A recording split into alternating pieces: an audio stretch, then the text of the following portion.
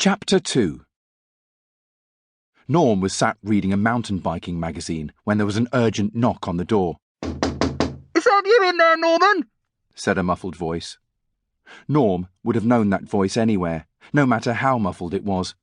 It was Brian's, and there was something uniquely annoying about Brian's voice. Then again, thought Norm, there was something uniquely annoying about Brian. Norm turned a page. Whatever his middle brother wanted would just have to wait. "I know it's you, Norman," said Brian, beginning to sound more and more agitated. Norm sighed. Couldn't a guy get a moment's peace without being hassled? Was that really too much to ask? Apparently it was. There was another knock on the door. This time louder, longer, and if anything, even more urgent. "What are you doing in there?"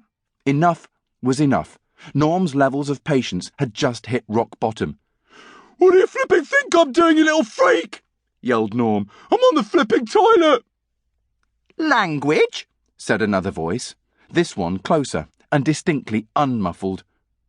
Norm looked around to find Dave lying in the bath, his head barely visible above a mini mountain range of bubbles. This was getting ridiculous, thought Norm. In fact, never mind getting ridiculous, it had already got ridiculous. He was nearly 13 years old. Surely he was entitled to some privacy, wasn't he? In fact, never mind flipping privacy, this was a serious breach of basic human rights. "What are you doing here?" "What does it look like I'm doing?" said Dave. "Having a bath?" said Norm. "So why ask then?" said Dave. Norm sighed. It wasn't his fault they'd only got one toilet in this stupid little house, and that it was in the bathroom. In their old house, they'd had a separate toilet. It had been possible for someone to have a bath and someone to have a pee at the same time. Not any flipping more, it wasn't. It was like living in the flipping Stone Age or something. Virtually everybody Norm knew had a separate toilet and bathroom. Mikey's parents had their own bathroom. His perfect flipping cousins all had their own bathrooms. It was so unfair. "I'm going to wet myself in a minute," shouted Brian. "Good," muttered Norm.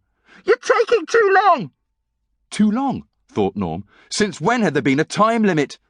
"How much longer are you going to be?" "As long as it takes," snapped Norm through gritted teeth. "Well, hurry up," said Brian. "Else what?" said Norm. "What are you going to do about it, Brian? Give me a ticket?" "Huh?" said Brian.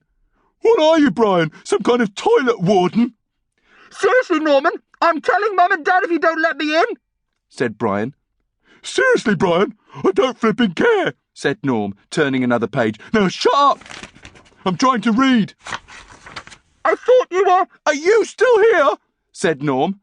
Mum! Dad! Norman's taking too long in the toilet!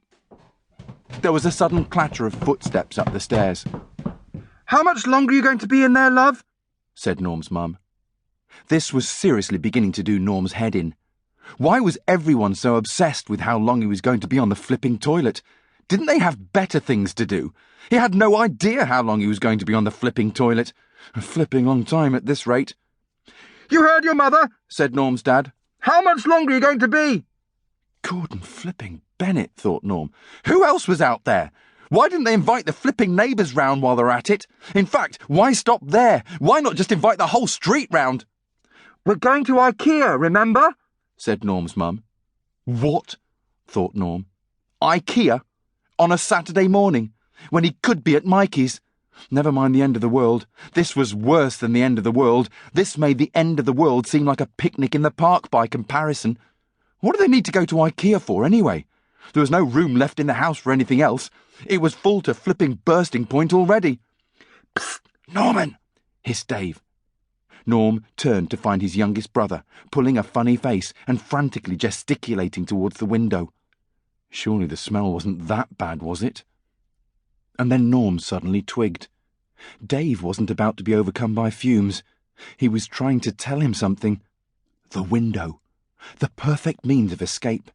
The only means of escape. It was just a short drop down onto the garage roof, and from the garage roof he could shin down the drain pipe and be away on his bike before anyone knew it. He hadn't actually said anything to his parents yet.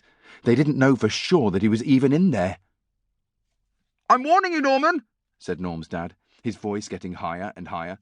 "Answer me now. How much longer?"